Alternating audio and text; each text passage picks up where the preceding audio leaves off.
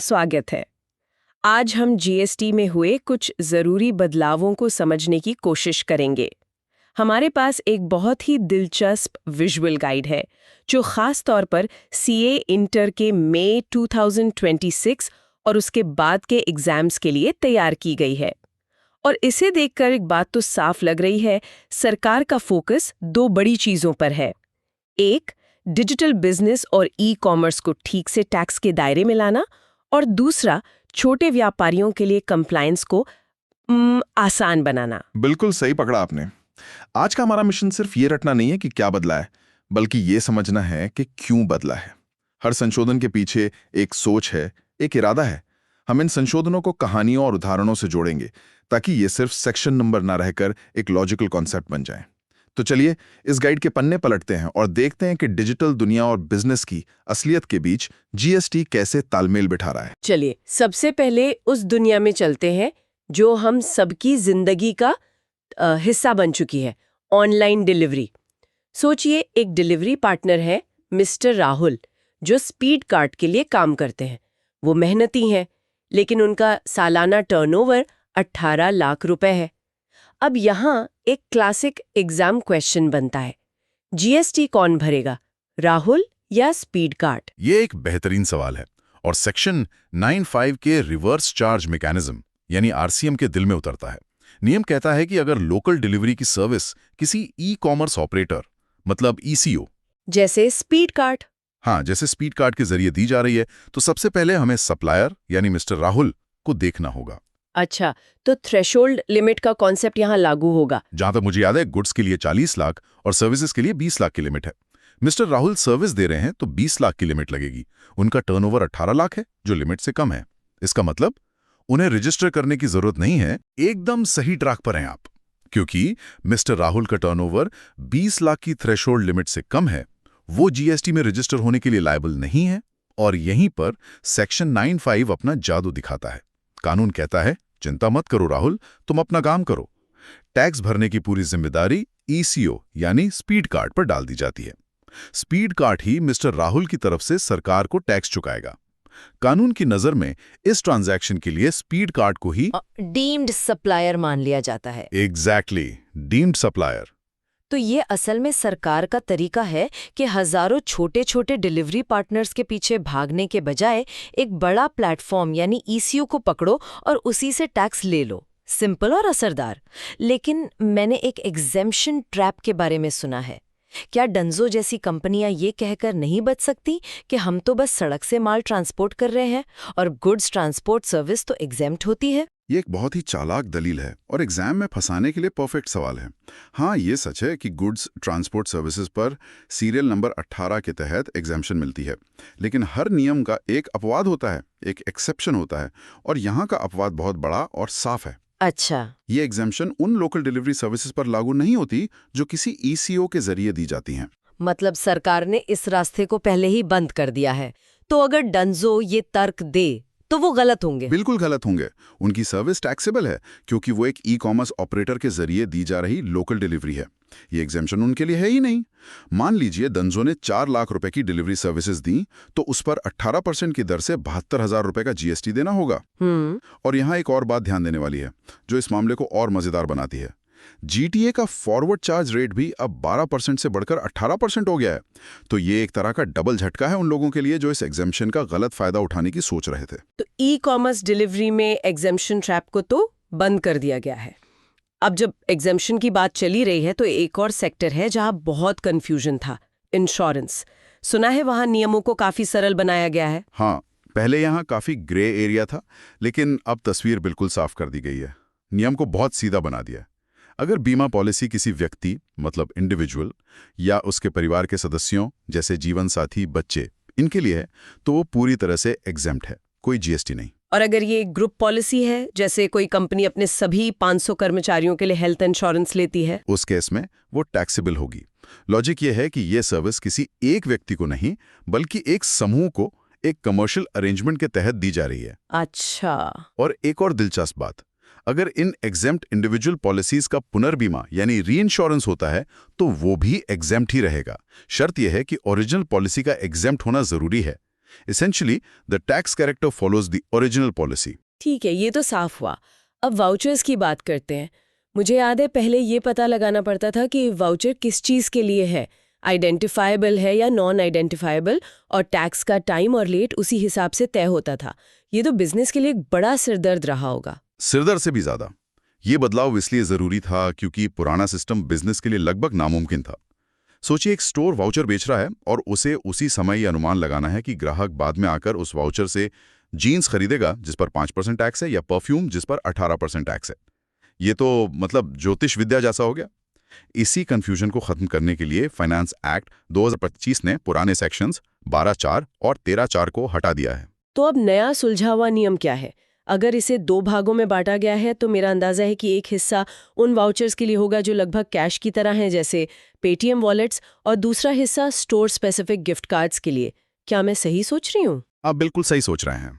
नए नियम ने इसे खूबसूरती से 2 हिस्सों में बांट दिया है। पहला, आरबीआई अप्रूव्ड पीपीआईज यानी प्रीपेड पेमेंट इंस्ट्रूमेंट्स जैसे पेमेंट वॉलेट्स। इन्हें अब कानूनी तौर पर मनी का दर्जा दिया गया है और हम जानते हैं कि मनी के लेन देन पर जीएसटी नहीं लगता। और दूसरा, इनके अलावा बाकी सभी वाउचर्स, चाहे वो अमेज़न का गिफ्ट कार्ड हो या किसी कपड़े के ब्रांड का, उन्हें एक्शनेबल क्लेम्स माना जाएगा। एक्शनेबल क्लेम, ये शब्द सुनने में थोड़ा भारी लगता है। इसे आसान भाषा में कैसे समझे? इसे ऐसे समझिए, एक्शनेबल क्लेम का मतलब है भविष्य में कुछ पाने का हक। खुद वो चीज नहीं, जैसे सिनेमा का टिकट फिल्म नहीं है, बल्कि फिल्म देखने का हक है। वैसे ही एक वाउचर शर्ट नहीं है, बल्कि शर्ट पाने का हक है। और सरकार ने अब फैसला किया है कि वो हक पर नहीं, बल्कि जब वो हक इस्तेमाल होकर असली चीज में बदलेगा तब टैक्स लेगी।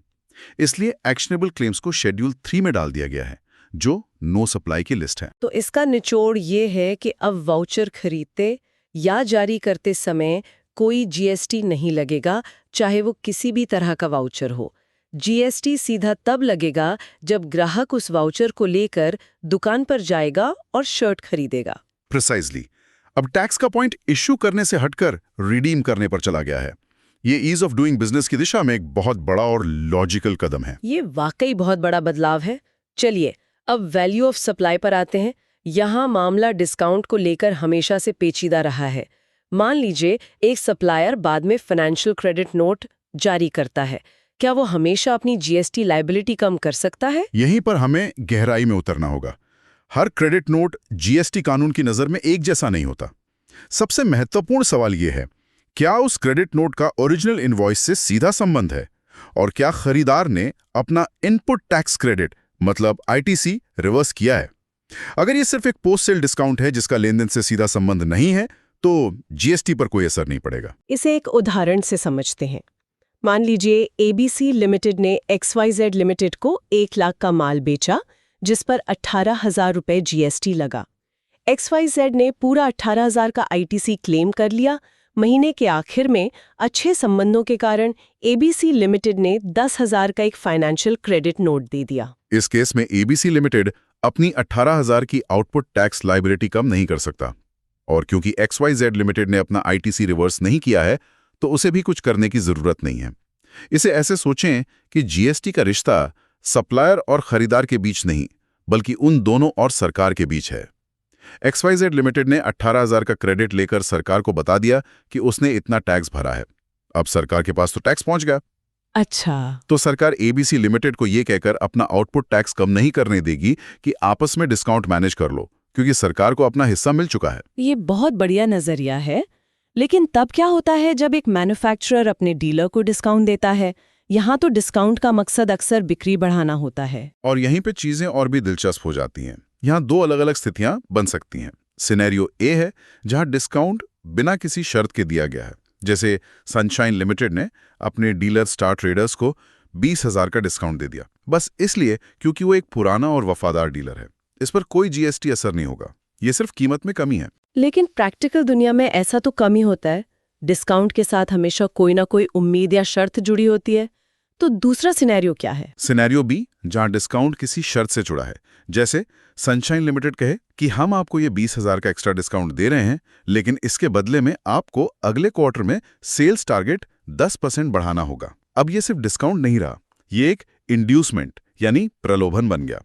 इस मामले में ये डिस्काउंट टैक्सेबल हो जाता है, क्योंकि इसे एक अलग सप्लाई यानी बिक्री बढ़ाने की सर्विस के लिए कंसिडरेशन माना जाता है, जो डीलर मैन्युफैक्चरर को दे रहा है।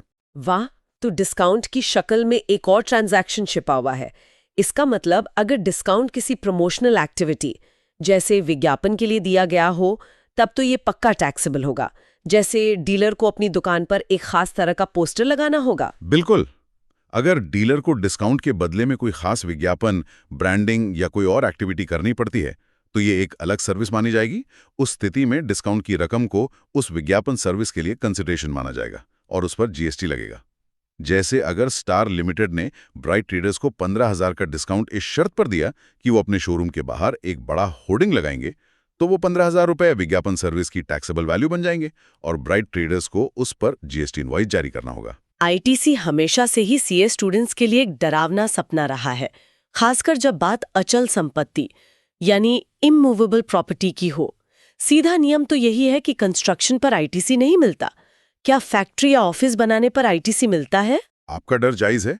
सेक्शन 17(5)(d) साफ तौर पर अचल संपत्ति के कंस्ट्रक्शन पर आईटीसी ब्लॉक करता है, लेकिन इसका एक बहुत बड़ा और महत्वपूर्ण अपवाद है, प्लांट और मशीनरी। और अब एक क्लैरिफिकेशन के जरिए प्लांट और मशीनरी की परिभाषा में उसकी नींव मतलब फाउंडेशन और स्ट्रक्चरल सपोर्ट को भी शामिल कर लिया गया है।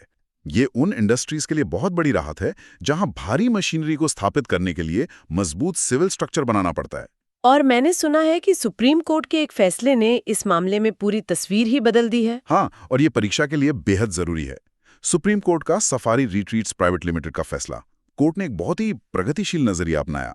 उनका तर्क था कि अगर कोई मॉल इसलिए बनाया जा रहा है ताकि उसकी दुकानों को किराए पर दिया जा सके, तो वो बिल्डिंग खुद बिजनेस का एक इनपुट है, ठीक वैसे ही जैसे एक मशीन फैक्ट्री के लिए होती है। वो कोई पर्सनल इस्तेमाल के लिए नहीं है। इसलिए कोर्ट ने कहा कि अगर बिल्डिंग बनाने का मकसद ही उससे टैक्सेबल सप्लाई देना है, जैसे किराया, तो उसे प्लांट और मशीनरी की तरह ही बिजनेस का एक इनपुट माना जाएगा और उस पर आईटीसी मिलेगा। ये फैसला तो बहुत बड़ा है, लेकिन क्या इससे आईटीसी के गलत क्लेम का दरवाजा नहीं खुल जाएगा? कोई भी अब अपनी शानदार ऑफिस बिल्डिंग को बिजनेस के लिए जरूरी बताकर आईटीसी क्लेम करने की कोशिश कर सकता है। ये एक वाजिब चिंता है और यहीं पर कानून की बारीकी काम आती है। सुप्रीम कोर्ट का फैसला उन मामलों पर लागू होता है जहां बिल्डिंग खुद एंड प्रोडक्ट या सर्विस देने का जरिया है, जैसे किराए पर देना। एक सामान्य ऑफिस बिल्डिंग जो सिर्फ एडमिनिस्ट्रेटिव काम के लिए है, उस पर अभी भी आईटीसी ब्लॉक्ड रहेगा।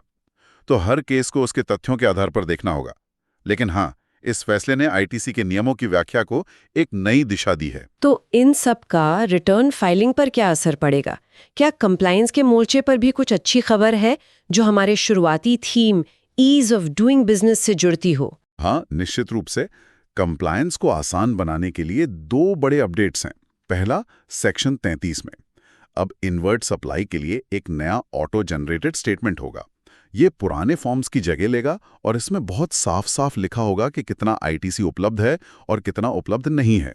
इससे पारदर्शिता बढ़ेगी और गलतियों की गुंजाइश कम होगी। और दूसरा अपडेट, मैंने सुना है ये छोटे व्यापारियों के लिए बहुत बड़ी राहत है। दूसरा अपडेट सेक्शन 44 में है और ये वाकई एक गेम चेंजर है।